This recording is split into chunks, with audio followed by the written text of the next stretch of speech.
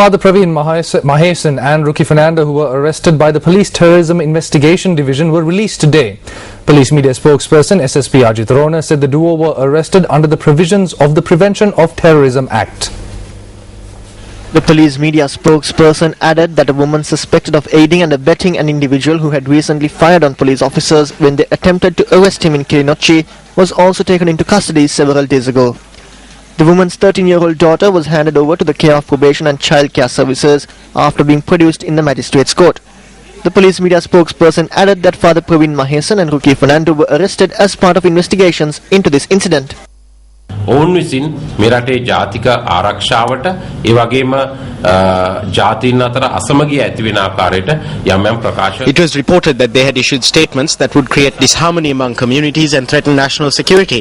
This is why they were arrested under the Prevention of Terrorism Act. They were brought to Colombo and were detained here for 2 days. They were interrogated at length. They were produced in court yesterday and they were subsequently released.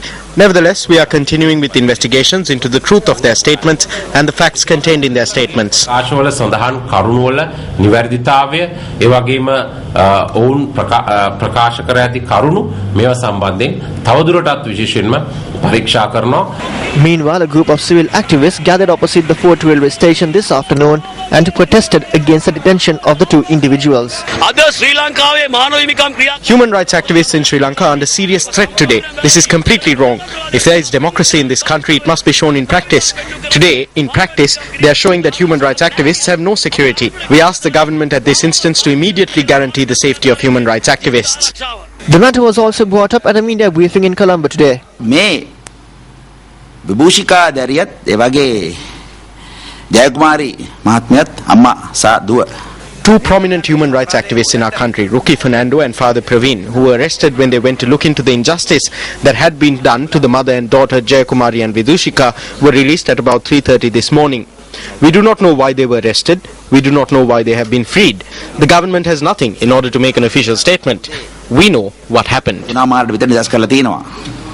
ඒ ගත්ත කියලා දන්නෙත් නැහැ ඒ නිදස් කල්ක දන්නෙත් නැහැ ඒක නිලවසෙන් කියන දාන්න මොනවත් නැහැ අපි අපිට දන්නා මොකද උනේ කියලා. Views were also expressed on the arrest at a meeting held last evening at the 25th regular session of the United Nations Human Rights Council in Geneva. The Human Rights Watch calls for the unconditional release of Ruki Fernando and Father Praveen in Sri Lanka. We condemn the fact that as the Council increases its scrutiny of Sri Lanka's human rights record, the attacks against civil society actors in Sri Lanka by the authorities has intensified. Due to the military occupation, there is no safety for women and girls. Rape and sexual violence happens regularly. Even as I speak here today, two prominent human rights activists, Father Reverend Praveen and Ruki Fernando, who went to the Kilinochchi to voice the rights of the Tamil mother and her daughter, have been put under the arrest by the Sri Lankan state and the notorious Prevention of Terrorism Act. I again speak as a mother and representative of a Tamil mother back home. We want our children back. Investigations have revealed that KP Selvanagam, alias Gobi, who had been overseas and returned to Sri Lanka, was actively involved in reviving the LTT through regrouping LTT cadre and recruiting unemployed local youth. The intention of these operatives had been to recover arms cache hidden by the LTTE, and a lead obtained on the whereabouts of Gobi. A team of police officers proceeded to the residence of Balendra and Jayakumari in Kilinochchi. During the search operation, Gopi had fired at the police, injuring a sub-inspector and escaped. Since suspect Gopi, while being armed, escaped, a search was carried out on the said residence. A Meneleb F3 type mine detector was recovered. Therefore, Ms. Jayakumari was placed under arrest on suspicion of aiding and abetting Gopi in his activities. As Balendra and Jayakumari had been unable to provide an appropriate caregiver to keep her 13-year-old daughter, she was taken along with the mother and produced before the Kilinochchi magistrate. Based on the magistrate's order, Vibhushika had been placed under the care of probation and child care services. The aforementioned arrest was made under the Prevention of Terrorism Act. The ICRC has access to all detainees being held at Busa. Therefore, it is regrettable that an elected member of the Northern Provincial Council, Ms. Anandi Shashitaran, has chosen to misrepresent this case in this august body. Meanwhile, the issue of minority rights in Sri Lanka was brought up at the UN Human Rights Council session in Geneva today.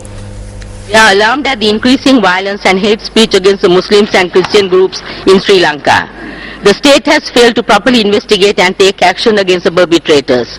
We also endorse the recommendations of the forum and hope an effective action plan will be put in place by all stakeholders to give meaning to these deliberations. We are seeking to address these challenges in line with the National Plan of Action for the implementation of the recommendations of the LLRC, as well as to address grievances and grant redress to those whose rights have been violated on ethnic or religious grounds. In addition to the provisions of the Penal Code, the ICCPR Act No. 56 of 2007 criminalizes advocating religious hatred that constitutes incitement to discrimination, hostility or violence. These are only a few of the many initiatives that we have taken to promote rights of minorities in Sri Lanka. We will continue to foster the rights of minorities, including religious minorities, as an integral part of the ongoing national reconciliation process.